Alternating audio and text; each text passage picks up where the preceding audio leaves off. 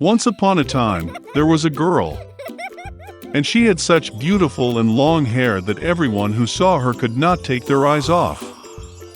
The strands were so light, just golden. Therefore, they called her Goldilocks. For all her beauty, she was a very naughty little girl. Mom always allowed her to walk in the yard, but ordered her not to go into the woods behind their house. Goldilocks was very interested to know what is in that forest. And so, while Mother did not see, she somehow left the house into the forest.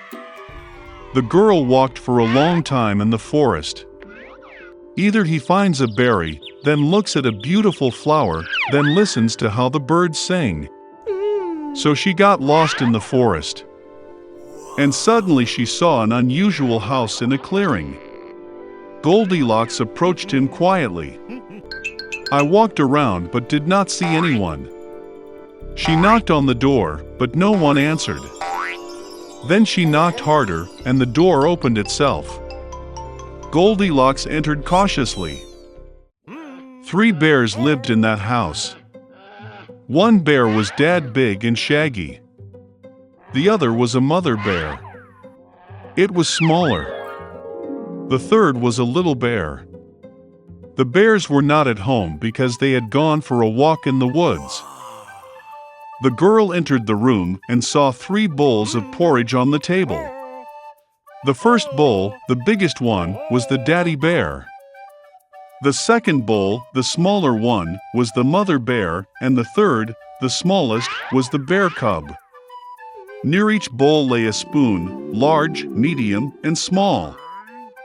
Goldilocks was so hungry that she first wanted to eat from a large bowl. She took the largest spoon, took the porridge, tasted it, but the porridge was too hot. Then she took a medium spoon, took the porridge, tasted it, but the porridge was too cold. Finally, she took a small spoon and tasted the porridge from the small bowl. This porridge was neither hot nor cold, just right. And Goldilocks ate all the porridge from the little bowl. After eating, the girl wanted to sit and saw 3 chairs near the stove, one large, another smaller, and the third, very small, with a little red pillow.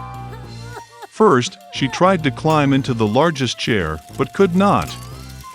Then the girl tried to sit on the middle chair, but it was very hard and uncomfortable. Finally, she sat down on the smallest chair, and it was just right for her. Goldilocks liked the chair so much that she began to swing on it. The chair cracked, broke, and she fell to the floor. The girl got up and went to another room. There were 3 beds, large, medium, and small. First, Goldilocks climbed onto the first bed, but it was too high and hard. I lay down on the middle one, it was too spacious and soft. The girl lay down on the third, smallest bed. She was just right for her. Goldilocks felt so comfortable and cozy that she quickly fell asleep. The girl was fast asleep when the bear family returned home. The bears got very hungry and immediately went to the table. Seeing his bowl, Papa Bear got really angry. Someone was eating my porridge. He growled. The bear mother also looked into her bowl and growled less loudly. Someone was eating from my bowl too. And the bear cub, seeing his empty bowl, cried loudly. Someone didn't just eat from my bowl, he ate all my porridge. The bears smelled something was wrong, left the table, and began to look around. Daddy Bear noticed that someone moved his chair and growled in a terrible voice. Someone was sitting on my chair. The bear mother looked at her chair and complained. Someone was sitting on my chair and moved it from its place. And then, the bear looked at his broken chair and again cried loudly. Someone did not just sit on my chair, but broke it. All 3 bears went cautiously into the bedroom. Someone was lying on my bed and crumpled it. Papa Bear roared in a terrible voice. And someone was lying on my bed too and crumpled it, growled the mother bear. The teddy bear looked at his bed and cried again. Someone was lying on my bed. And then he saw the girl and squealed in a thin voice, and still sleeps in her. Dad and Mom bears came to the bed and saw that a little girl was sleeping there. Goldilocks woke up from the cry of a bear cub, and was very frightened. There were 3 bears in front of her. She instantly jumped out of the house and ran wherever her eyes looked, without looking back. The girl ran for a long time. She was very tired, and then she saw her mother, who was looking for her missing daughter in the forest.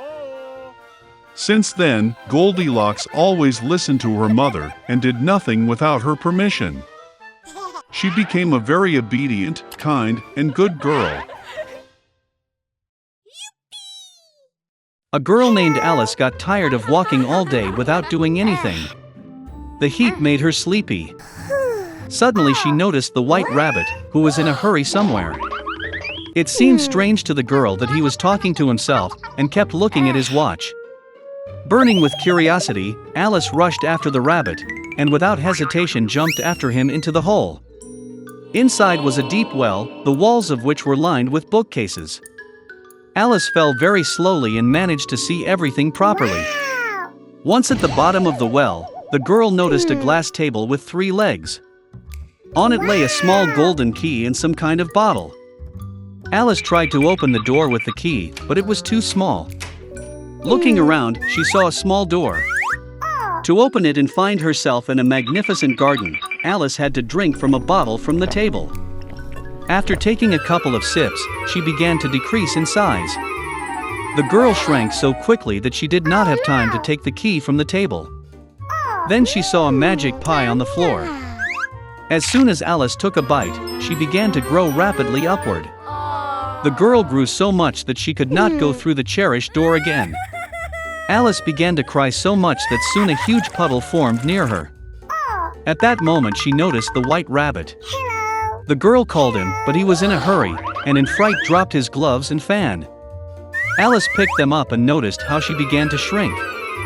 The reason was a magic fan. Alice fell into a pool of her own tears. When she was thrown ashore, the girl again noticed the rabbit. He confused Alice with his maid, and ordered to immediately go home for new gloves and a fan. The girl ran to carry out the order. In the rabbit's house, she could not resist curiosity, and drank some liquid from a bottle. This led to the fact that Alice grew to gigantic proportions, and quickly filled the whole house. She was able to shrink only thanks to the pies. Having regained her previous dimensions, the girl ran away. Soon she saw a huge mushroom on which a large blue caterpillar was sitting. Alice complained to her about her constant changes in height. The caterpillar advised the girl to eat a piece of mushroom. Alice ate a small bite and finally returned to her normal height. And she went on. Suddenly, Alice saw a house. Going inside, the girl was in the kitchen, in which she saw the Duchess with a crying baby in her arms. A huge cat was sitting on the floor, smiling from ear to ear. The Duchess explained to Alice that he was smiling because it was a Cheshire cat. Suddenly the cat disappeared and the baby burst into tears. The Duchess gave the child to Alice, and she herself went to the Queen. The girl was surprised to find that she was not holding a child, but a real little pig. When the cat reappeared, he advised Alice to find the March Hare. And then he disappeared, and only his smile remained in the air. The girl hit the road. Soon she saw the house of the March Hare. Alice came just in time for the beginning of the tea party.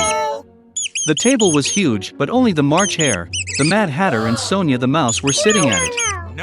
They would not let anyone sit at the table, and said that there was no room. Alice learned that they were forced to drink tea incessantly as punishment for killing time. The Hare and the Hatter mocked the girl in every possible way and ridiculed her.